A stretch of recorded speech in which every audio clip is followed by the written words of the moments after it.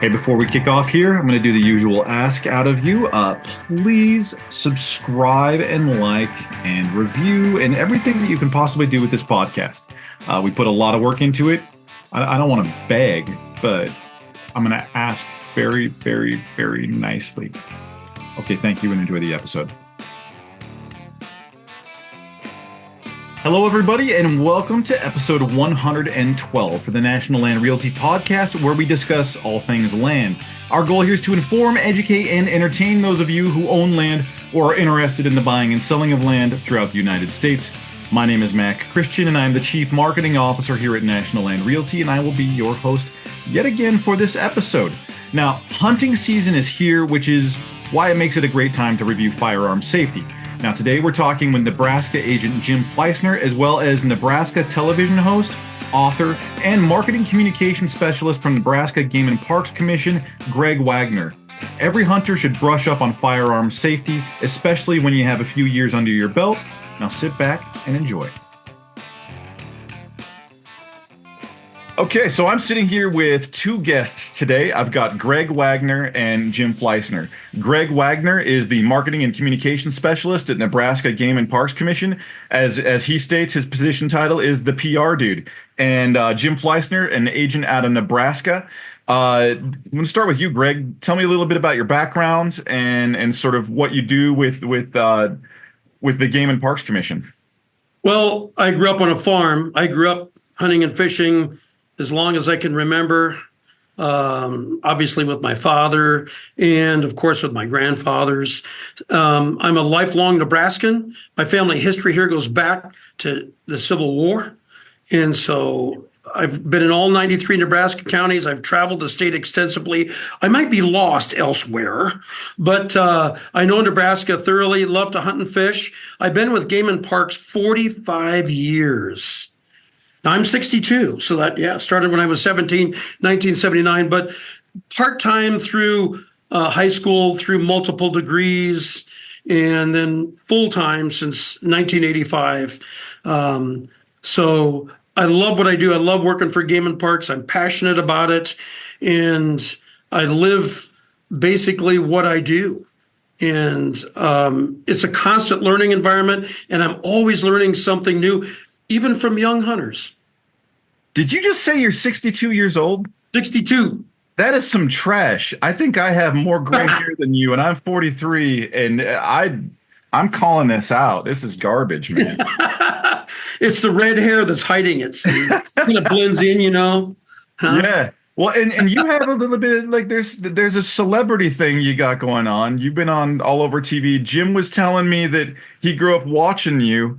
Oh, gosh. I'm sorry, Jim. Uh-huh. And so That's all right. So Greg, tell me about your TV appearances over the years. You've been a regular on public television in Nebraska, I understand? Yes, on public television, and then even the local networks here, too. In 1991, I started with the NBC affiliate here, WWT, and then now I'm with the ABC affiliate. Can you believe that? Look at guns and everything going on ABC. But it's really nice because the marketplace in Nebraska with public television, with NET, and also with our local networks and some of the networks we have elsewhere in Nebraska, just get the hunting and fishing thing. And in Nebraska, this is big business, as Jim knows. You know, agriculture is our number one industry, and right behind it is ecotourism, which really is hunting and fishing in all these 93 Nebraska counties, including the metropolitan one, Douglas, here. Excellent. And Jim, tell me a little bit about your background. You're an agent in Nebraska. You've been doing the grind in real estate for a bit. And then you just completed your ALC?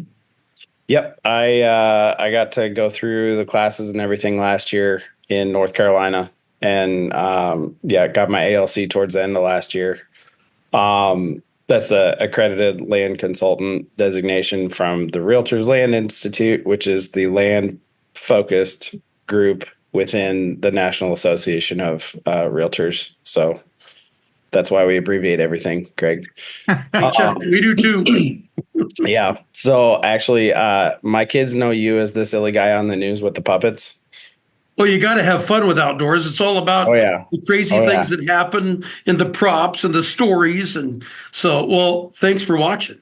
Yeah. Oh yeah. No, I've it's got a couple fans then, not my family's not watching probably, but so, but I try to make yeah. it a little, I try to make my stuff timely, but dynamic. And I'm really trying to get to those kids is what I'm doing.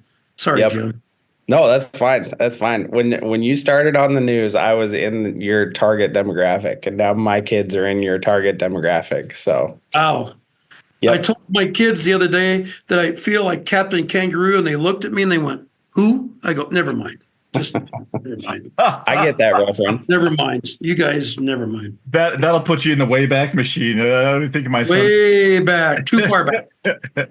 Yeah. But anyway, going back to your question, Mac, yes, I'm licensed in Iowa and Nebraska. I actually live in Iowa, born and raised in Nebraska. I just switched zip codes. So, um, yeah, but started hunting when I was around 12. We got a German wire-haired pointer, and he was the huntingest dog I've ever, still to this day, the best hunting dog I've ever hunted over. That being said, he was the worst at home. But that's a different story. He played everybody in our house like a fiddle. Um, but yeah, no, he was great to hunt over. We had some friends, had some land down by Louisville, Springfield area, kind of overlooking the river. And they had a few coveys of quail and a whole bunch of pheasants that just like to call their big tract of CRP home. So we would go up there every so often, a couple times every season, just hopefully bring a few birds home.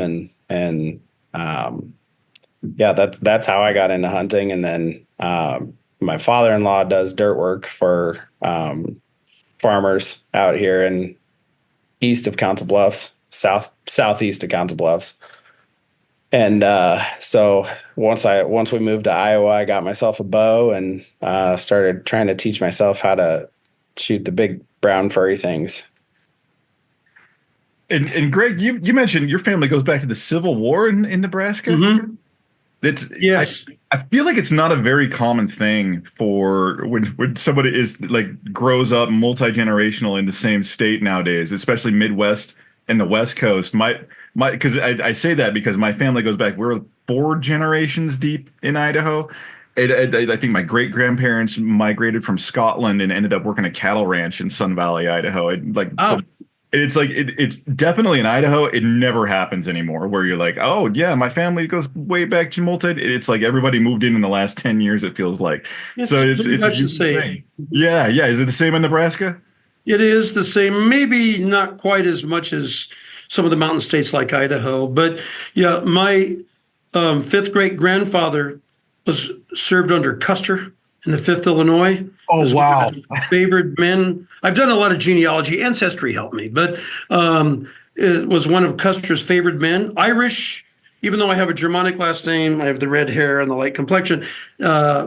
Irish, and yeah, they were coming across this country. War breaks out, and he was a blacksmith. So, long story short, great horseman.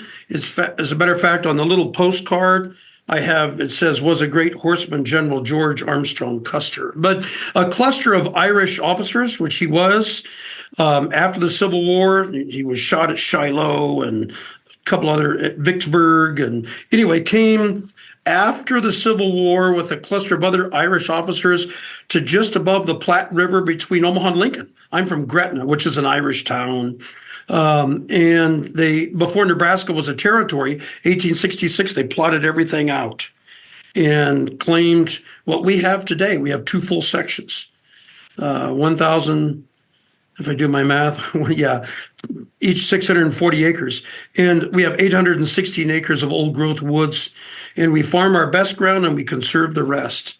We have CRP, we have, look what I do. So it's a diversity of habitat, and that's where we now go. I take my grandkids to fish, hunt, and do everything. But so that's the long story short. That's the history. So I'm just this lifelong Nebraskan born into this.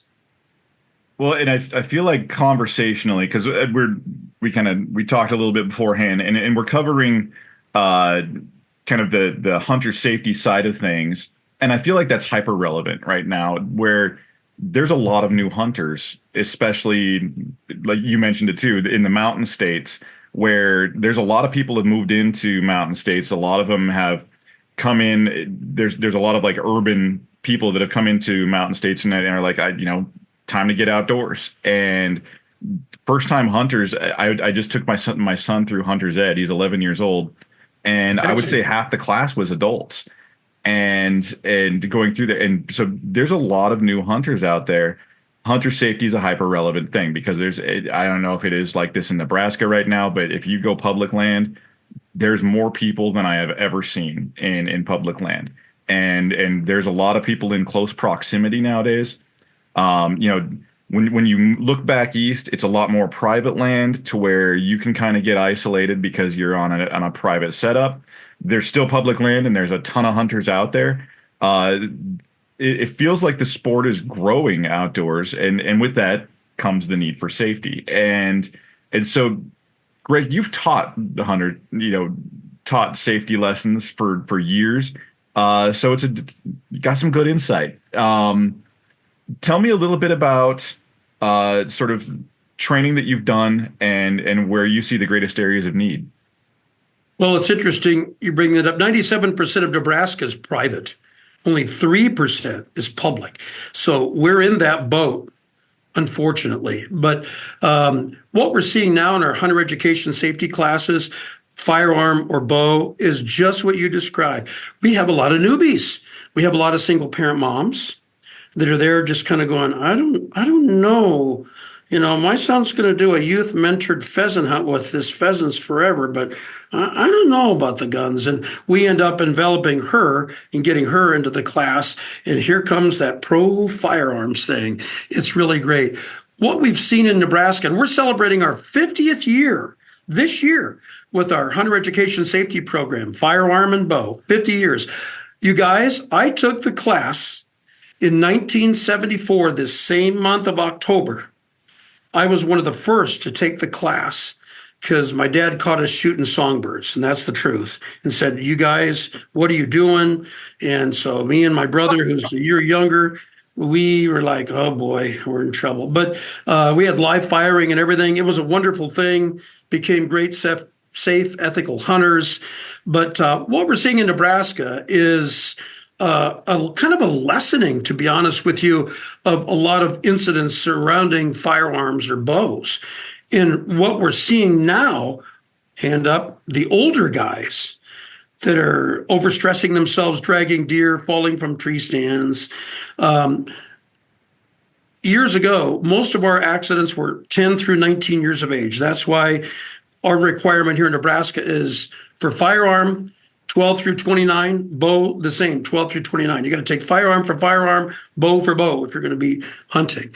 And so all of a sudden, after about 10 years, those accidents and fatalities plummeted. And they still are very low here in Nebraska. It's probably more dangerous. Gosh, I hate to say this. And our good friend Aaron Graham's probably going to condemn me for saying it. But you've got more of a chance of really getting injured playing football. Sorry to tell you that. And it is to go out and do some hunting. And after you've been through the course and you got a responsible adult with you and doing it the right way. So the class that we have and our requirement is really proven dividends with saving lives, accidents, mishaps in the fields. I tell anybody, if you're going to be around firearms whatsoever, you're a mom, you're a dad, you haven't hunted, you haven't really done much outdoors, go and take one of our firearm in the class hunter education courses. You will be glad you did. You will learn everything you need to know about gun safety, about hunter manners, hunter ethics, and you'll learn a little bit about wildlife management, the whys and wherefores of hunting as well. So the class that we have is proving dividends. But what we're seeing now in our classes, beyond that single parent mom, is we're seeing more people of color that are brand new, right out of urban areas. Hey, I'm going to be involved in a mentored hunt. I'm going to get mentored, through us at Game and Parks, and I have to take this course. So we're seeing that, which is really cool, which is great. But it's made, I think, us as trainers and us as educators better because they're thinking of things that we don't think of. And one of the quick classic examples of that is we go through basically the 10 major guidelines of hunter education. And number 10 on that list is don't take drugs or drink alcohol. And I'm thinking, well, duh, don't do any of that. And then I had a kid raise his hand and he said, I'm asthmatic and I have to take some cough medicine. And on that bottle, it says you shouldn't operate machinery or drive vehicles. Would that be like a drug? And I'm like, dang, I never thought of that. How many of us in the fall are taking some of those things or on the labels of those over-the-counter drugs, pharmaceuticals? It's saying don't operate machinery, don't drive if you're taking this medicine, for over 24 hours. Yeah, there's no firearms warning on NyQuil, is there? No. And I'm thinking, I never thought of this. I'm like, and so we learn as we go along as well. But that's kind of the trend that we're seeing here in Nebraska. It's a good trend. And what's kind of interesting is when we have a parent or a grandparent or a guardian that's got to drop off one of our young people to a class, they end up going, I don't want to, it's 8 hours long and normally, going to be multiple nights, 2-week period. And we end up roping them into the class, which is really cool. And Jim, did you say that you started it with your kids, that have you gone through it yet? Or are you going to be going through it? We haven't done hunter safety yet. My son, he's got one of those real basic, like beginner, just barely has a let off compound bows. Just we shoot in the yard fairly frequently. Now that I have 3 kids in organized sports, we don't have a lot of spare time to do that. But you see that a lot too. That happens a lot. Yeah. Speaking of happened with my own kids. That's right. Yeah. Yeah. But so I've made it a point though, like when I'm going out to get myself tuned up and ready for the season, and my neighbor used to be a bow tech at Shields, so he has the press and he's paper tuned my bow, and I actually got a smoking deal on my bow because of a guy that he knew that knew another guy that ended up I'm not complaining about it. But I go out excuse me, I go out, this time of year, I try to be out at least twice a week, just shooting my target, from different angles. I'll go up on my deck and shoot down. I'll go in on the low side of my yard and shoot up. And my 11-year-old loves to be out there. He's about ready to get into something a little more serious that, potentially we could take out in the woods. My 9-year-old, she is not very outdoorsy. I'm trying really hard, but she's her mother's daughter when it comes to that. Sit her in a dirt pile and get the thing. Yeah. And then my 6-year-old, he's just a squirrel. There's no two ways about that. So I'd imagine if we're gonna have a vegetarian in the family, it's gonna be number 2 or number 3, probably not number 1. But yeah, no, I have taken my daughter out in the woods for turkey season and stuff, and she has taken some really great naps in the pop-up blind.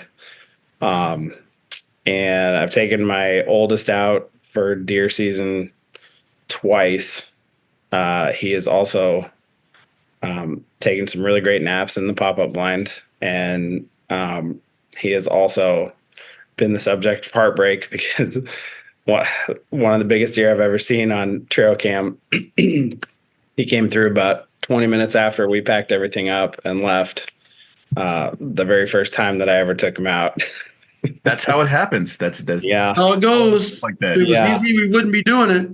Yeah, but this year is the first year that my 11-year-old has asked, "Can I come out hunting with you?" It hasn't been like, "Hey, I'm going hunting. Do you want to come with me?" Ooh, It that's was the the golden other, ticket right there. I have yet to hear that one yet. right, Well, right. here's what happens, guys, is this. So, my daughter uh, at Omaha's Marion High School, all girls school, they have a big trap team. She goes, Dad, I'm going to do trap shooting. I'm like, great, great. You can use the Remington 870. That's fine. So, a couple practices, she goes, Dad, the Remington 870 isn't cutting it. My instructors say I need a Super Black Eagle, a Beretta. And I go, really? And I need this and I need that. And I need a nice shooting vest. And we're going to be bird hunting. And I need that Super Black Eagle. And my wife goes, oh, Emma, you can have that. And I'm like, well, what about me? But you got the 870. That's your gun. But Yeah, I'm teasing you and saying, this is what happens. So yeah, my daughter is a very good shooter, but trap shooter, we're seeing a big jump in organized shooting, whether it's sporting clays competition, trap shooting, unbelievable here in Nebraska. And I'm not just saying that my daughter's graduated from college and married and everything else, but they start graduating. I want to come out with you. Well, I need my own gun. I need my own rifle. It's all part of it. It's kind of fun, to be honest with you. My daughter was kind of like your daughter, to be honest with you. And now my daughter deer hunts with me. She shot some real nice deer with a gun.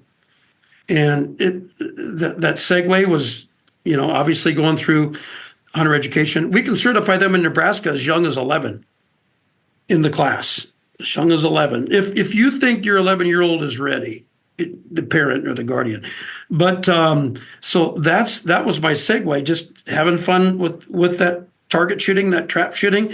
And then all of a sudden we're bird hunting. And then now we're deer and turkey hunting. yeah. And see that, so that a wild woman. it's funny that you say that about shooting clays and trap shooting, because you're probably not going to be able to see this, but yeah, I can see it. I just got a text from one of the guys that his oldest daughter is the same age as my daughter. They play all the sports together. So we've kind of become friends over the years.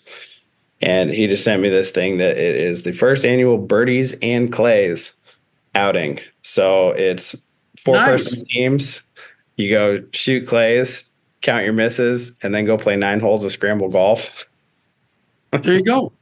I like the combo. That would be the first. That would be the first shooting competition that I've ever participated in. Those are fun. Those are great. And I encourage that too. With your kids involved in sports, as mine were too.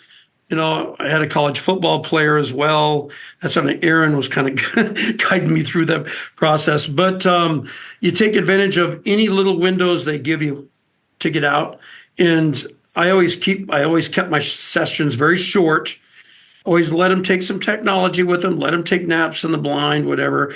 You and I grew up bird hunting, pheasants and quail, didn't we, Jim?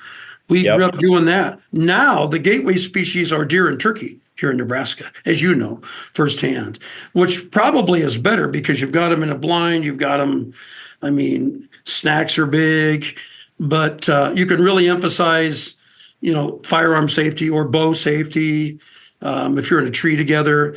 But I always took advantages of any little windows and shortened up the sessions, kind of having them want more. That's what I did. It worked out pretty well. I got all 4 of them that still hunt. My mission to them now is take the old guy, take your old pops. And my wife used to say to me, hey, my lovely wife, Polly, 39 years, hey, Greg, keep an eye on the kids, do your safety. Now it's, hey, kids, keep an eye on the old man, will you? Make sure he's safe out there and everything else. It's kind of how things change. But that would be my advice with 4 kids to you, but you know those things. You're in the world, you get it.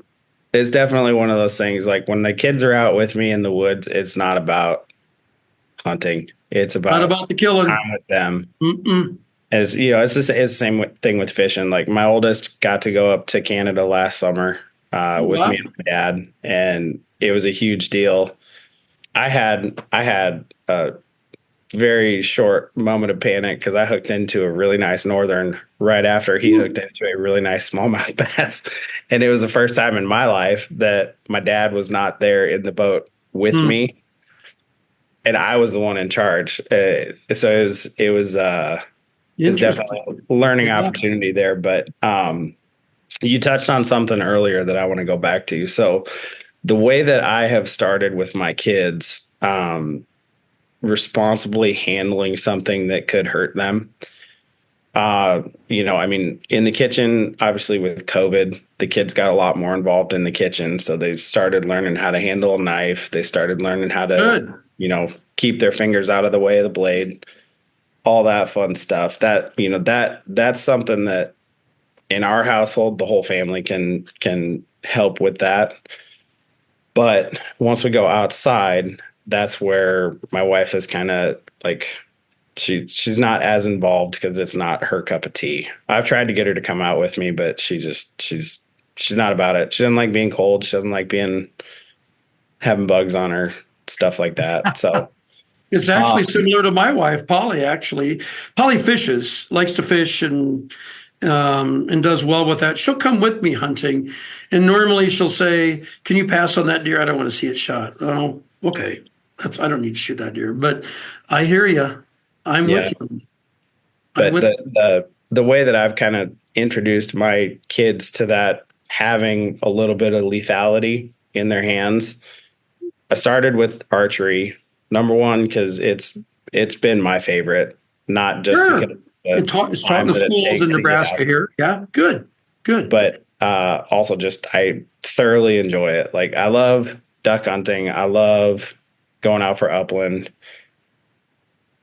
Spring snow goose is still probably my favorite season just because it's pandemonium. Action.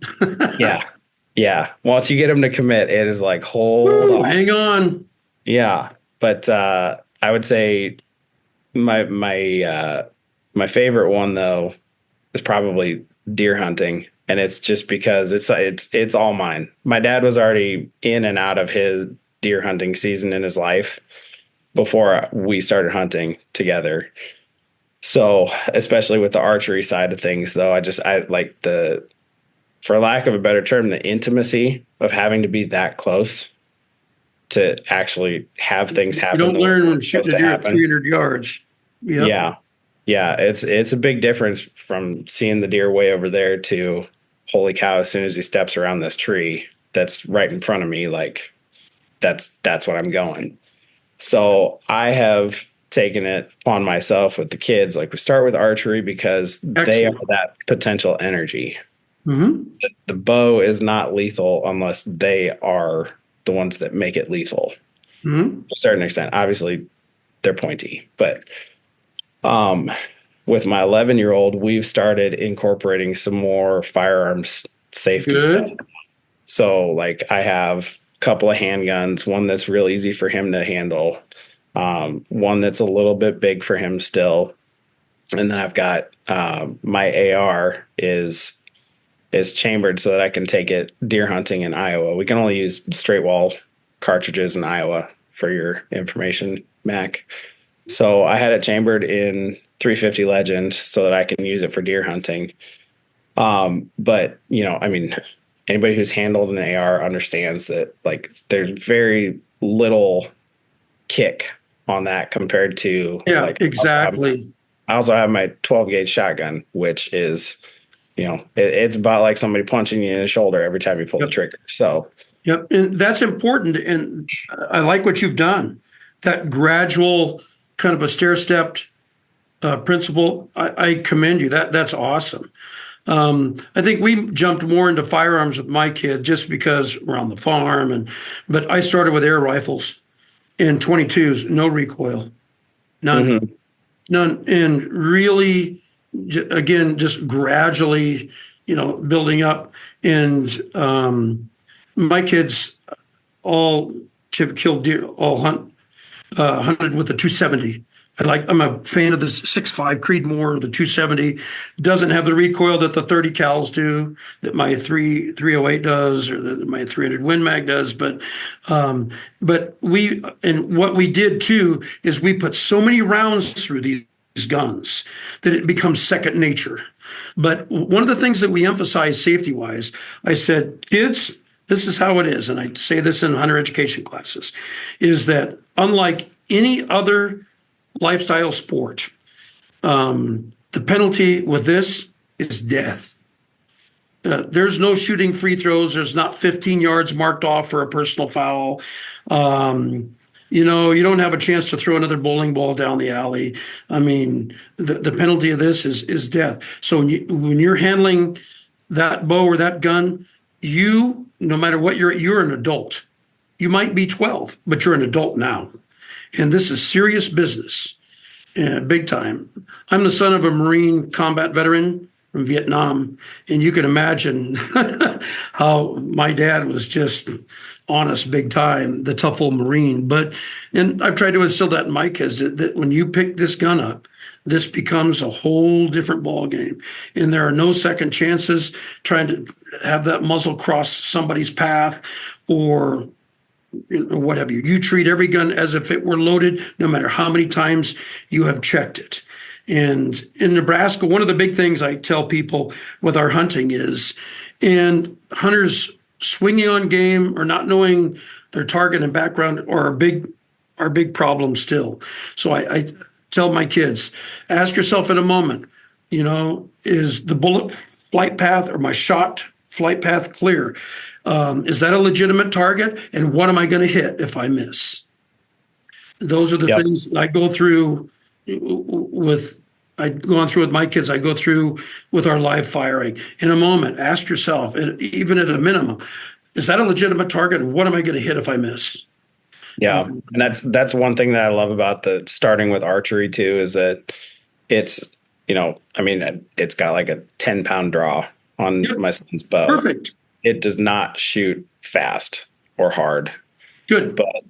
But it's, we live the lot that we live on, we have a walkout basement. So we have that kind of terrace in the middle of our yard. Mm-hmm. It works as a perfect backdrop. Yeah. So we, back up 10, 15 yards from the target. I have a foam target for him. And then I've got my bag target for me, because the foam target doesn't stop my arrows. But really? Yeah, harping on that. What's next? After the arrow hits this, what's next? Take it gradual, take it slow, and you don't want a bad experience, in the field.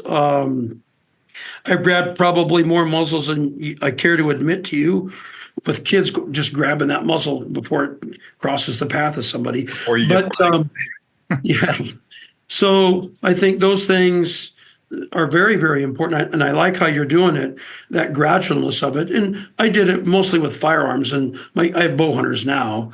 But I think that's fantastic. Anytime that anyone who hunts and fishes can give some in the field experience, one-to-one, parent, youngster, anytime that you can reinforce some of those safety things before they have to take our hunter safety education is great, because it helps them once they get into that class as well. I should tell you guys that if you're 16 or older, we have online hunter education. You can get a master's degree online, fellas, but we have, there you go. Look at that. I'm not against that. But so we were real leery of that. But you have to be 16 to be able to drive, 16 and older. But so far, it's worked out pretty well. This is probably our 5th or 6th year of this, maybe longer, a little bit. But it's worked out pretty well. I charged $30 for it. And 25% of the people that take the online pass. The rest of them don't. They end up taking it again. It's not easy. That's good. It's more extensive than the in the classroom for the 11 to 15-year-olds. And I still like the in the classroom the best. And then we also have for the 12 through 12, 13, 14, 15, they can do some online stuff, but then they have to go to a hunt safe session, a couple hour session to reinforce what they've learned. And anyone that violates any of our hunter safety rules, you can be flunked and failed right there. Serious business. And we make every effort too with our hunter safety education class for those with disabilities. Some people have test anxiety. They can't take that written test well. So we'll read the test. We'll work with that person just to make sure they know the safety aspects of things big time. Greg, I wanted to ask you a question real quick because I mean we obviously have focused a lot on hunter safety classes, and I just went through hunter safety with my son, and I don't know about where you guys go. I grew up in a hillbilly town in the mountains of Idaho, and like I'm not going to tell you my background with hunter safety. It's a unique story, but let's just say I got my hunter's safety number. But I going through the classes was new for me, so I got to go through the classes, and it was. I think my first elk camp, I have a picture of me on a horseback. I think I was 4 weeks old, which I always thought it was 4 months. It was 4 weeks old.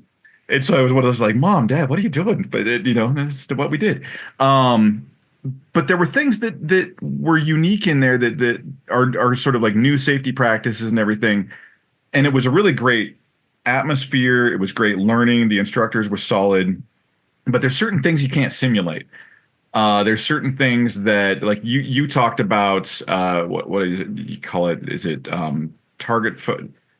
You're too caught up in the game. There's a name for it. I just did a podcast with a guy. Trap shooting, target shooting. It was Tunnel vision. Basically tunnel vision, right? So I did a podcast last week with a guy that rattled this off like 10 times, and I've already forgotten it. So, but it was basically focusing on the target and not seeing what's behind it, and that's what you both just touched on. What are some of the most important things coming out of hunter safety, going into the field, that you can't simulate in a class? I would say exhaustion. I think we have some of our older hunters that push kids too far. They're walking too long. Exhaustion is a big thing. And with exhaustion comes lots of mishaps, errant fires. I always tell my classes that what you need to do is keep them hungry for more. Shorten up those sessions. Don't go to complete exhaustion. That's a big thing, because that's when we see a lot of accidents happening with young people we have over the years with utter exhaustion, especially in the field here in Nebraska, pheasant or quail hunting, grouse hunting, bird hunting, the exhaustion part of it. And that's when with the kid, I'm tired. I want to go back to the truck. I'm hungry. I'm thirsty. And the adults keep pushing on. And that's a big thing that you can say that, but until you experience it, that's a big thing. The other thing too, that I would tell people is that a lot of errant fires that we see happen around the truck. A lot of boom, you'll see. So what the heck was that? But when you're getting ready, because everybody's getting ready themselves, and they're not too focused on that youth or that new hunter, and when you need to be, that's another problem. When you're getting ready to go to the field, when you're around the truck. And it's not crossing that first fence, because you've been through that with hunter education, but it's just around the truck. It's either that or the exhaustion, or near the end of the hunt, probably tying in the exhaustion. When we have a lot of things that happen, you're going, get that muzzle pointed away from me right now. When you have things like that. And the other thing I would bring up is, we have some parents, some grandparents, or aunts, uncles, what have you, that put pressure to bag an animal, the pressure to get a pheasant, especially if you've missed 4 or 5 times. That pressure clouds judgment big time. The pressure to bag that rooster pheasant or to try to connect with that quail or to hit that rabbit on the ground after you've already missed, all of a sudden, be sure of your target and beyond is gone out the window. Because there's pressure there because you're getting razzed or somebody's saying, oh, come on, Billy, what are you doing? Come on, you know how to aim, da, da, da. So there's that pressure. I tell adults, don't do that. This isn't a competitive thing. Go play a competitive select or club sport, not out here in the field. Don't do that. Don't tease them. Just, hey, it's okay. If this was easy, we wouldn't be doing it. That's a really great point, is the pressure to get something. And I, as you were talking your way through that, I mean, I realized I've done that by accident, but it was not intentional. Because I mean, I've hit the stage in my life where I've always gauged levels of knowledge by, like, we call it gray hair and moss back. It's like you're like Gotcha. you never ignore a gray hair, but if you meet a moss back in the field, you lock in.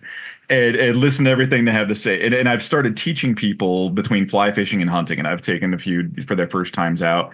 And it's always the drive out where it's like, I need you to understand this is why you go. Not once we get out there and we're doing things, like, you just do it and you either catch or you don't, or you successfully hunt or you don't.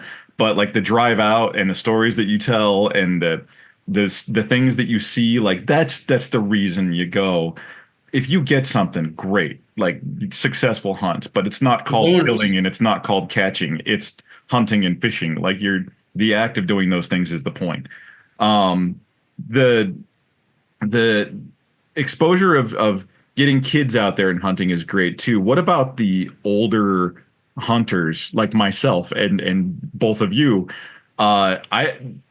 From my experience out in the field that I just talked about, my stories are gonna be old by the time, this is my second time telling them. I have 2 podcasts on this, so I'm gonna go slim on my stories. But older hunters are a risk as well in the field. Can you tell me a little bit about sort of some things that because it's the overconfidence game. I've done this a million times and now I mess up. So a little bit to that, if you could talk to that, what us old folks keep track of. Hand up, old hunter, guilty of some of those things. One of the things, is with older hunters, and I'm 62, and I'd say a lot of us that are 60-some-year-olds or older, we still think we're 30-something. And we can drag that deer, and I can walk that 2 miles. I've walked it before. It's not a big deal. And you can't. And you probably have some health implications that don't allow you to do that. You're probably not in the shape you were at all when you were 30. And so this presents a big problem because you're compromising yourself and other hunters, our landowners, and the whole environment for hunting.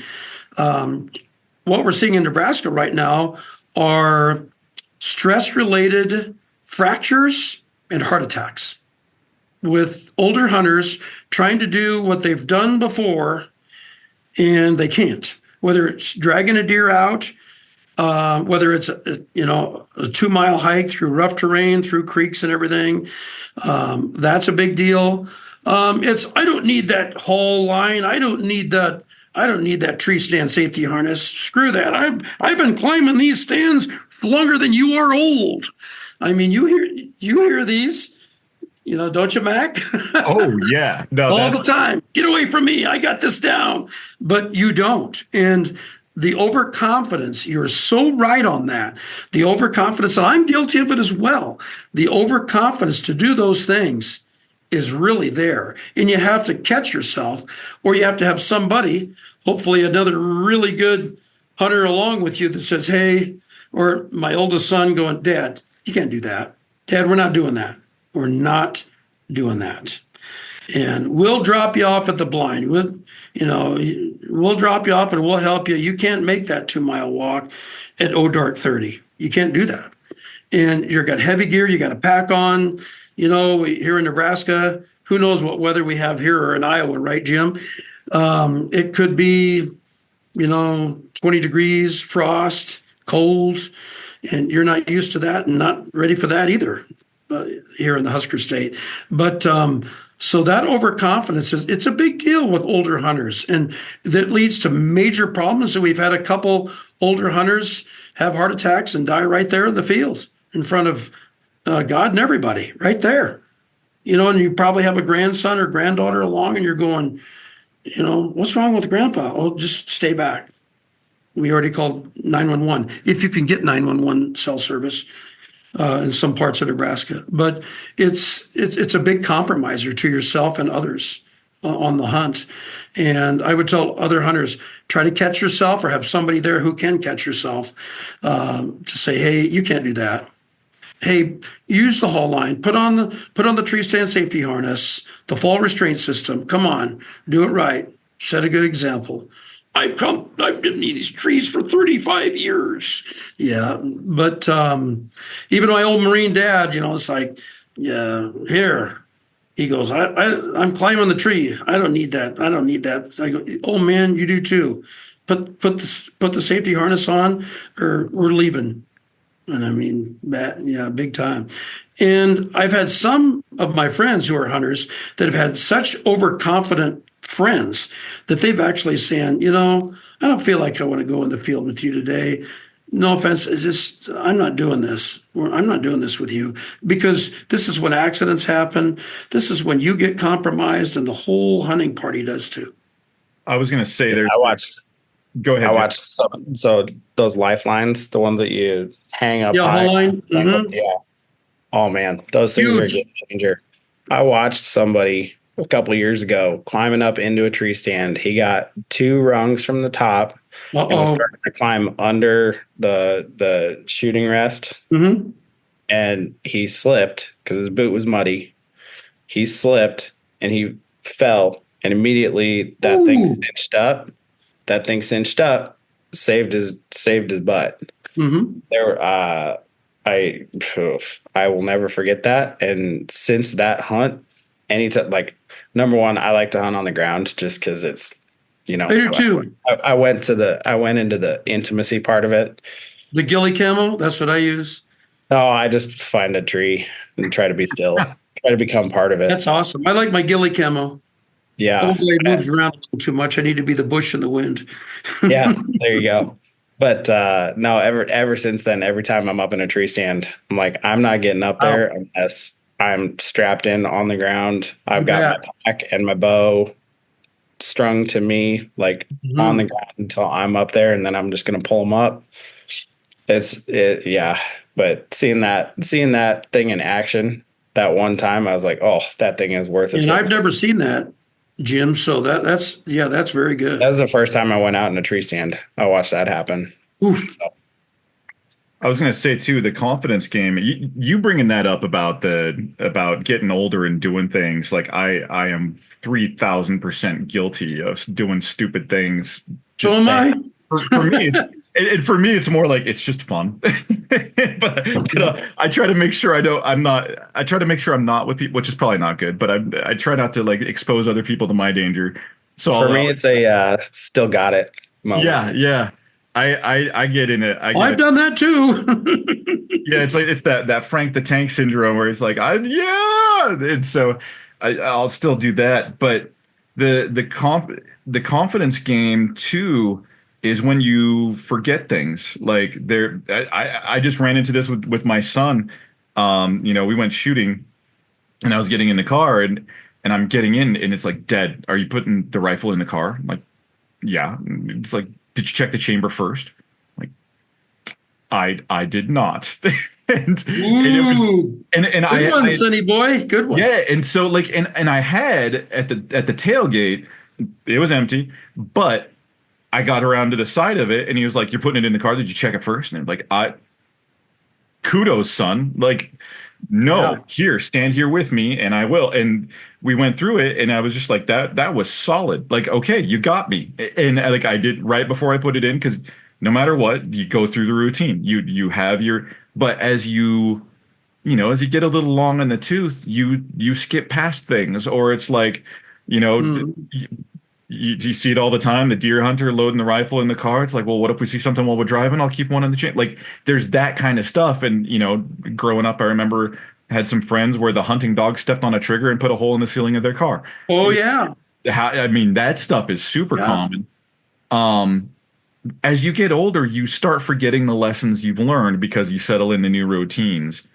And it is sometimes you get involved with a new hunter, somebody who goes through hunter's ed, and you get these reminders of, oh yeah, there's little things in there, or just how to follow in a line, right? Like setting up a good line as you're walking a field and making sure no one gets out in front of the others. Like, hey, dude, slow down. You got to fall back in the line. Yep, everybody's got their zones of fire. Mm-hmm. Everyone has their zones of fire, and you can forget those kind of things where then you get different experience levels, and then you get accidents because someone follows a target and someone got out ahead of the group, or someone gets peppered because they went rogue, that kind of thing.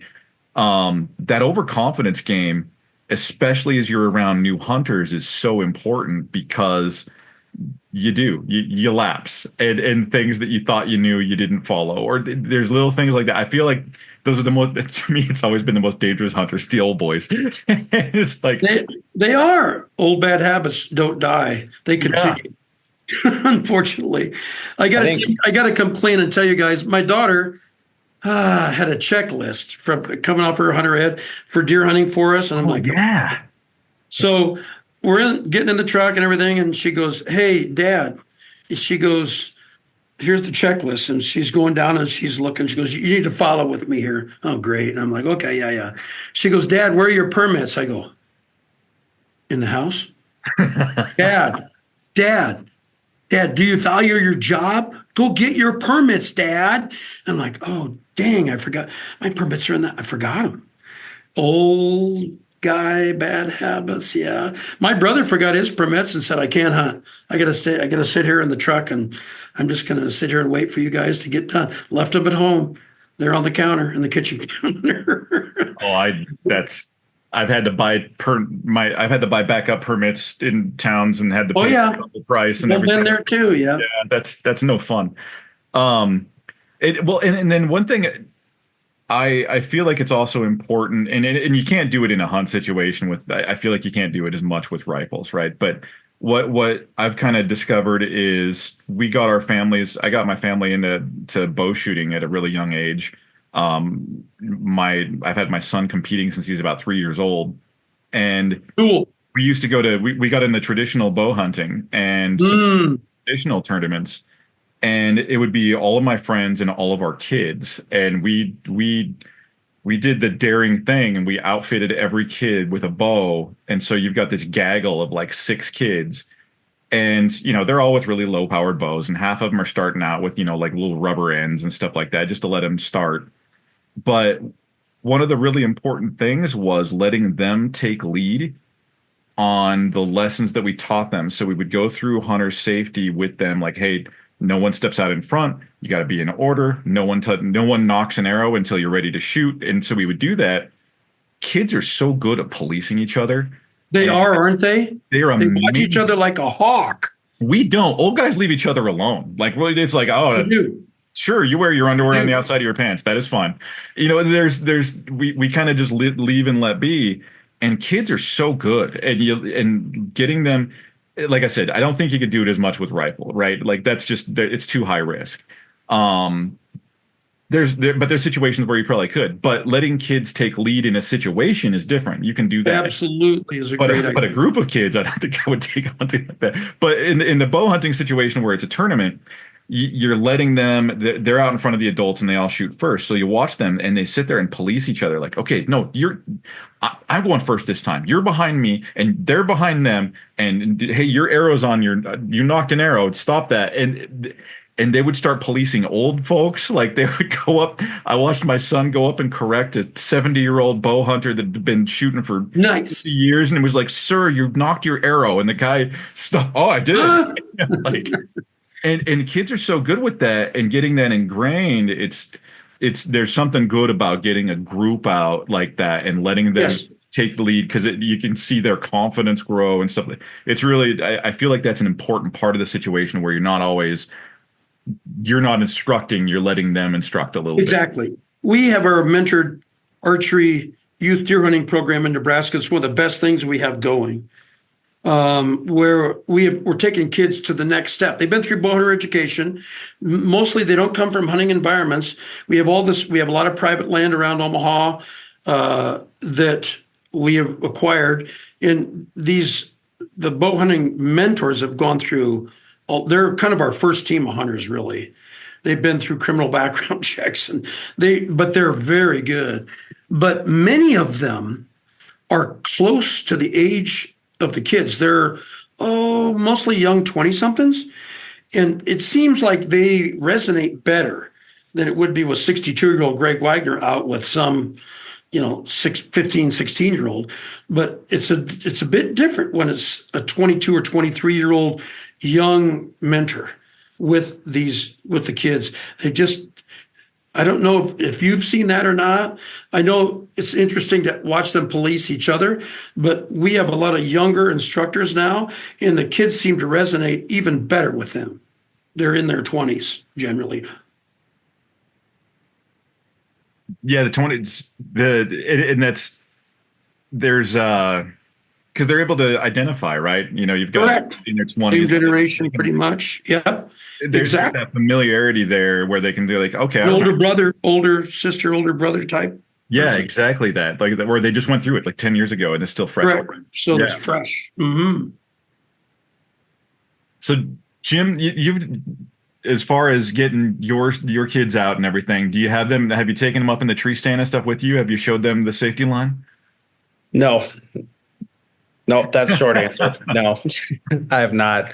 I have a 2-man pop-up blind that I take out on occasion for turkeys. Generally speaking, I like to kind of not really create a natural blind, but I like to find a spot that's kind of a natural blind. I feel like if somebody came into my bedroom and rearranged stuff, I would notice right away. But if one of the kids leaves like a stuffed animal behind like the dresser, I might not see it. So that's kind of the mentality that I take when I go out in the woods, is that this is the animal I'm after. This is their bedroom. I'm trying to disturb as little as possible, make as little unnatural changes as possible, and just hope that I blend in well enough to get them to be like, wow, all right, there's something different, but I can't quite place it, right? So obviously that's personifying the animals quite a bit, but that's kind of the process that I take. And that's what I want my kids to learn, is that, we're stewards of their land. So it all, like, there's a lot of big high level lessons that they're not going to understand until they're old, a little longer in the tooth, as you said. But I try to make it as kid friendly as possible too. So like, that's why I got the pop-up blind, because it acts as a great windbreak on those days where it's just a little bit chillier than they're comfortable with. And, there's only so many layers that you can put on a kid before they start looking like the little brother from Christmas Story. And that, that's hard to get through the woods, and that, especially quietly, like, silence is not a thing yet with my kids. So we try to get in there real early so that we're disturbed. There's plenty of time for everything to settle down after we've kicked everything up. But, yeah, it's, I haven't taken them up in the tree yet. I've had enough. Like I had a herniated disc in my back that I've been dealing with for a little over a year now. So I've had enough things that I did when I was young and dumb that have come back to bite me, that I don't feel like climbing a tree anymore. Some folks don't. Yeah. I've actually never been in a tree stand in my life. You're kidding. No, I've never even. No. I choose to hunt be elevated. Nothing looks up. Not really. Yeah, I need to do it sometime. It sounds fun. I love the idea. A great wildlife viewing trip for sure, because you'll see everything. Nothing's really looking. Oh yeah.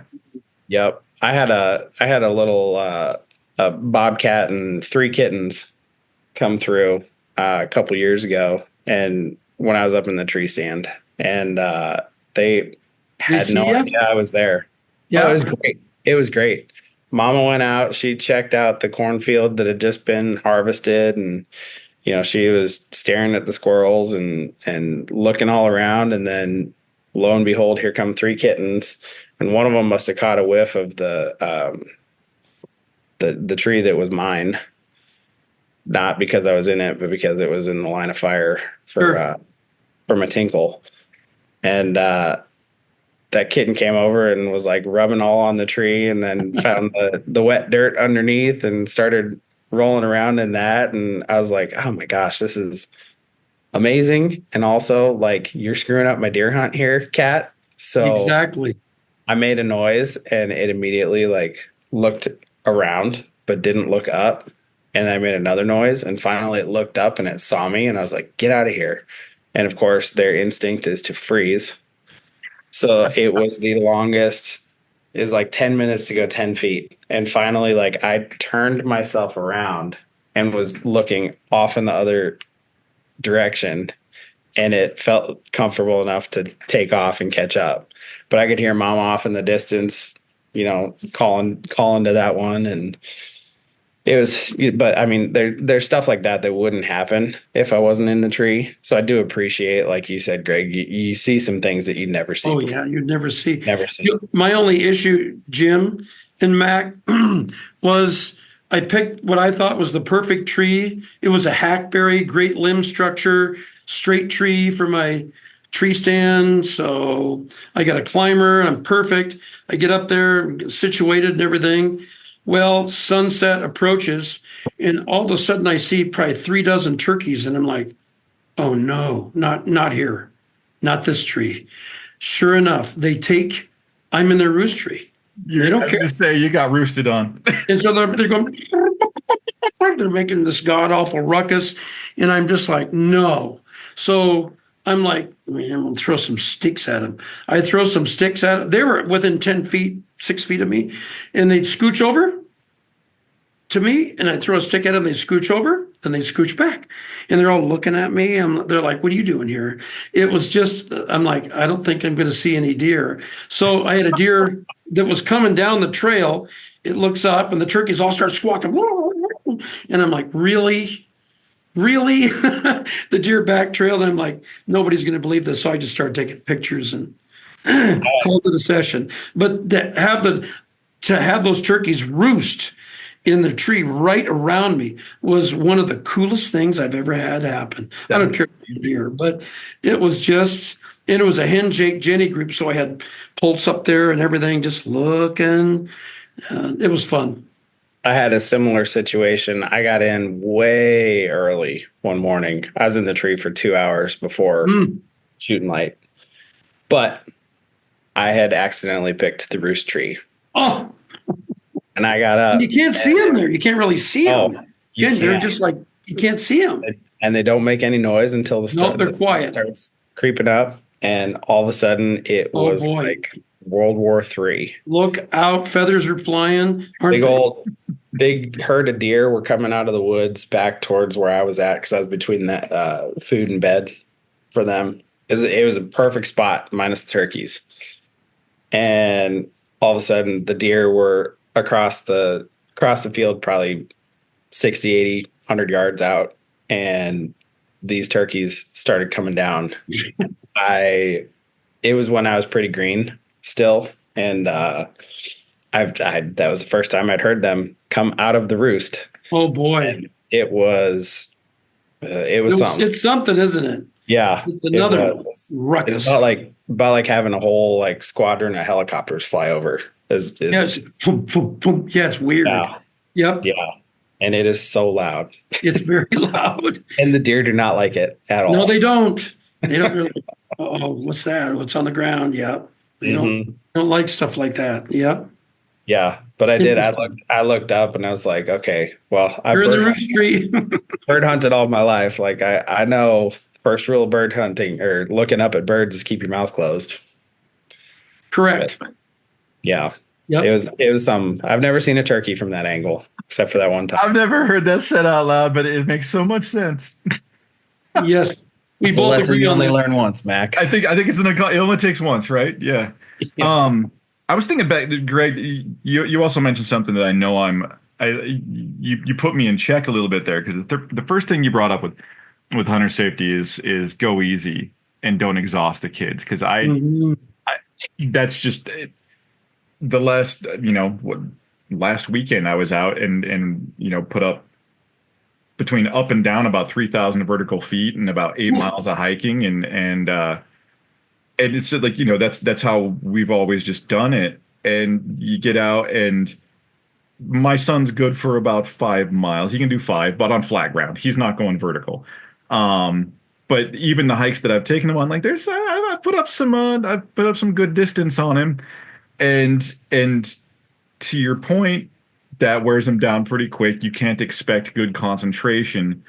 Right. I know I'm guilty. Focus. I know I'm guilty of going too hard when I'm out with him, and Jim to your point, like set up the blind and relax it a little bit.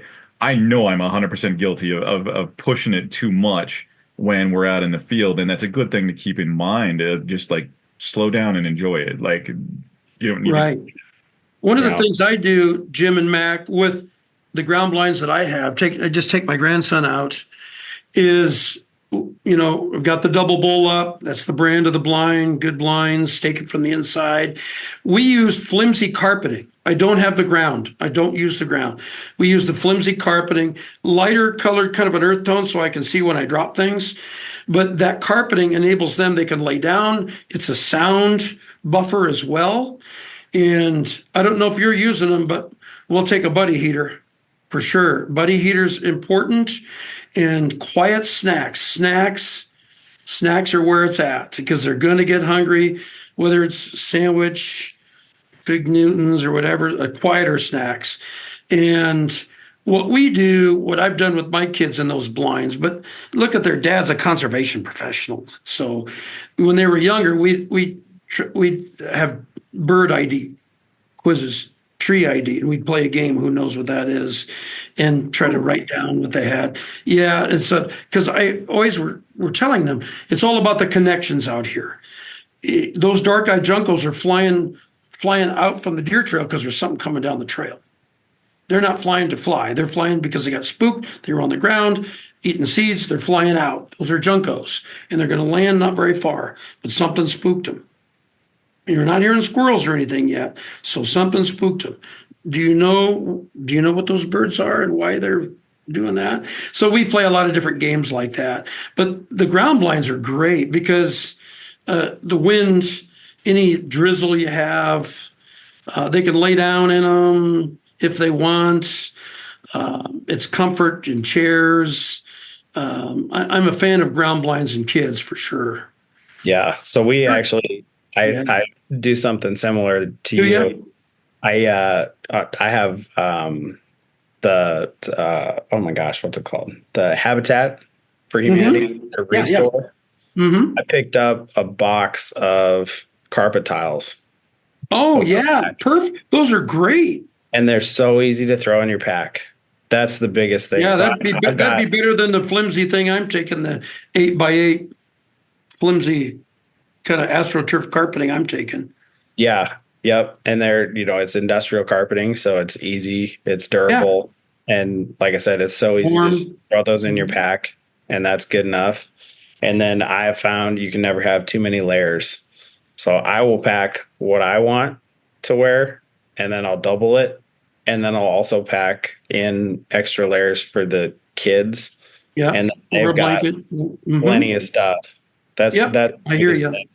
For me is making sure that they're warm. I don't have a buddy heater, so I put it on if you don't have it. Mm-hmm. Yep. Yeah, here in Nebraska, Mac, at least the accepted way to deer hunt is not to walk around at all. You walk around. I like this. This sounds great. You walk around in eastern Nebraska, I can't probably guarantee your safety with a landowner or another hunter. You don't walk around. You're in tree stands or ground blinds. In western Nebraska, the western half of the state, it's more, well, they drive around, but it's more spot and stalk, and they're hunting mule deer and some whitetails. But in the eastern half of the state, I always call it the gentleman's hunt, which is the hunt is you need to know your deer. You need to have your cameras out, even on public. Just let everybody else stir them up. And we're hunting amid the rut anyway with the firearm season here, or even bow, and just let them come to you. You're not gonna spot and stalk here. You're only gonna see whitetails if you even see them. They'll see you and they'll smell you and hear you before you ever see them. But Yeah, I don't know if in Idaho if you're doing that at all. It's different there. It is, yeah. I mean, With mountains, terrain, place. It's difficult because it is so much public land here, and a lot of it's vertical. And unless you get to the southern part of the state, then you got the plains, and you can get into that. But even then, you're still animals are sneaky. You know, it's elk are like a plains animal, and they still vanish. You know, where there's no trees or anything else like that. They're ghosts. So the hunt is different, but the staying hidden and quieting down, sitting down and glassing when you can. But you're not doing it under a blind because you got to pack it in, pack it out, kind of thing. Sure. A little bit different. I remember when I walked up on the first tree stand I ever saw in the woods. It was like, what is this? It was. I was pretty young, and it was one of those like, who, what, why, where? What? Yeah. So but it's just not as common. But at the same time, people stake it out and put cams up and figure out the patterns and get deer that way. I just hadn't been as familiar with it in my life, but it's just not as common because there's not as much private land. Sure. I tell a lot of new hunters, and by the way, we have a lot of hunters that are new, that are in their upper 20s or in their 30s that have never hunted. They're not from hunting families. We have a lot of next step programs after they go through firearm or bow, hunter education safety, that we put them in. We do a lot of workshops, classes in the field and otherwise. We're doing a lot of that. We've skinned deer. We've cut up deer with them. We're doing a lot of that as well, kind of harnessing that locavore movement a little bit here. And so that's worked out really well for us too. But I tell those hunters especially, it's more important to know the biology, the phenology of that deer, or it's more important to know all the biota around you, this animal, that animal, what's this tree, what's that tree, because everything is tied together and it will make you a better hunter. I like that a lot. I always encourage, if I talk to somebody, if I don't take them, it's like find somebody who knows and just be quiet and listen and go out, get in the field with them. Because things like tracking or looking for sign, or is that a new track, old poop, new poop? Is that branch right? All those kind of things are things that you don't think to look for when you go through hunter's ed. Just find somebody, just get somebody who's willing to go with you for a day and don't. That you know and trust, your family or friend network, sure. And get rid of I think the big one too is, above all, for old hunters, new hunters, experienced hunters, new to the thing, get rid of the ego. Is like, big time. It's because you've done it for 40 years. Because I do. I have a personal thing where it's like, let me tell you, and as soon as I hear that phrase, it's like turns you off. I'm out. Yeah. I'm not inviting you back. Shut down. Yep. But you see it with new hunters too, where it's like they know they're new. They're especially with older new hunters, where it's like there's some insecurity there. Like, you want to be able to prove yourself in the field, and so there's this like, well, I'm out of things to learn. Like that kind of mentality where it's like, let me tell you, or I already know that, or the answer of I know, things like that. They block you from thinking it through. Those kind of things. I brought up to my son recently. I just read I read a biography of an English explorer back in the day, the guys that discovered Lake Victoria and the source of the Nile. The one that discovered it, John Speke, came back to England and went partridge hunting with his think brother-in-law, and they're like their servant or something like that. But out there, after discovering the source of the Nile and cataloging hundreds of animals walking across Africa, came back home and went on a bird hunt and set the rifle down, climbed over a wallet, and went off. And that was the end of John Speak, right? So it's like this is one of the most experienced hunters on the planet, and that's what happened. So I bring up that one because it's like you just don't forget the things. You got to do the things. Right. You know what's interesting? When my kids came home after their first deer hunts, and they all said the same thing, Mom, we went to the bathroom outside over a log. Yes.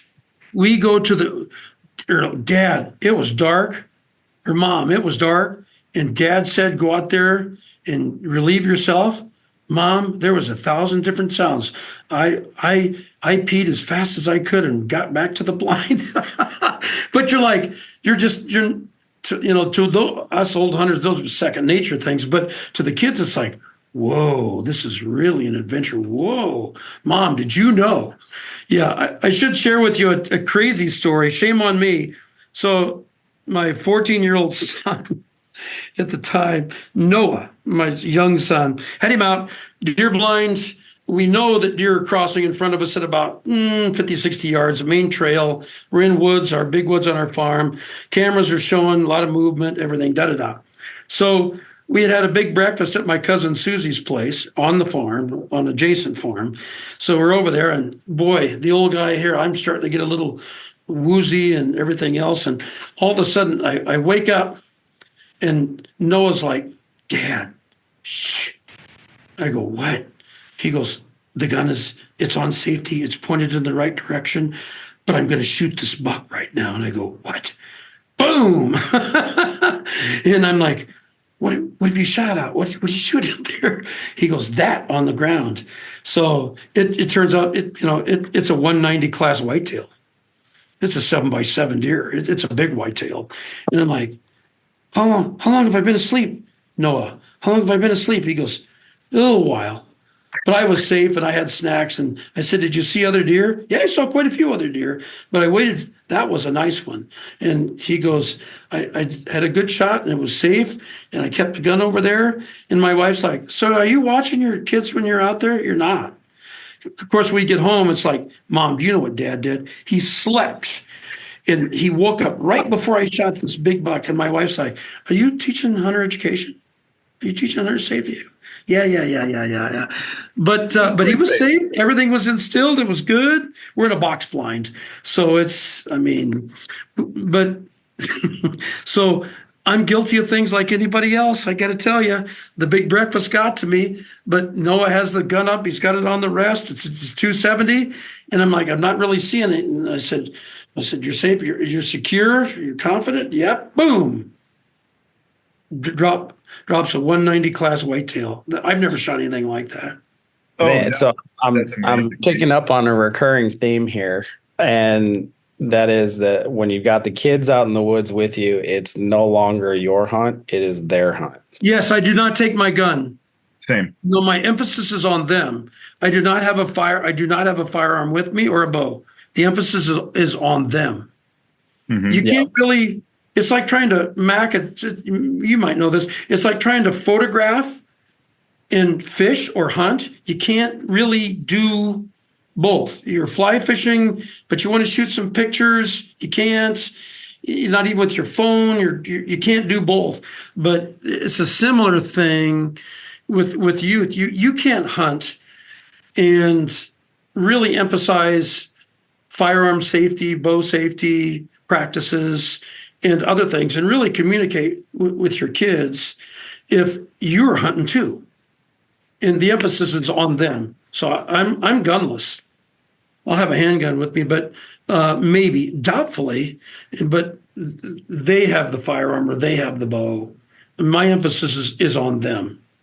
And not being too overt with them, not to keep giving them, you need to do this, you need to do that. And